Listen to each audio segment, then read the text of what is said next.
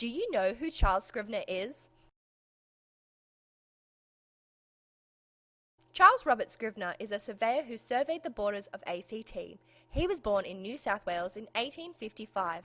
Scrivener was destined to be a surveyor, joining the Department of Lands in 1876 at the age of 21, going on to get his licence in 1880. He went on to work as a surveyor until he retired in 1915, passing away at the age of 67 in 1922. So how does he link to the Tuggeranong Railway Corridor? As the sign states, Scrivener was the Director of Commonwealth Lands and Survey. Some of Scrivener's main work throughout his life was to do with railways.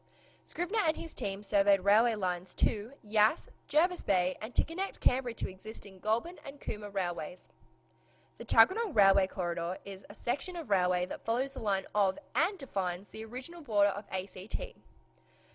Now that you know a little bit about Charles Scrivener, let's look at what he is most famous for and why he is so important to Canberra's history. Scrivener is most known for his part in deciding where Australia's capital territory would be established.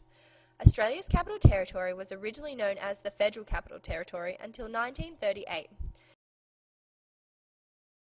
In 1908, Scrivener was employed to start surveying the border of the capital.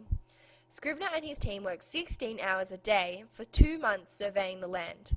The field books they kept have the original records which define the ACT borders. The books today are still intact and remain the ultimate source of authority for all survey work within ACT. Scrivener's original boundaries were denied by New South Wales because initially it was proposed that the boundaries included parts of Queanbeyan and the Molonglo River. To compromise, Scrivener suggested the boomerang shape for the territory. The survey and marking of the borders was complete in the early 1915. During this year, he was part of the staff that prepared the contour map of the city, suggesting areas of water, roads, and railways. Scrivener's work has literally shaped the ACT into the territory it is today. In honour of his efforts and contributions, the dam located on Lake Belly-Griffin is named after him, Scrivener Dam. So where you are and what you are looking at is the important piece of history created by a very important man.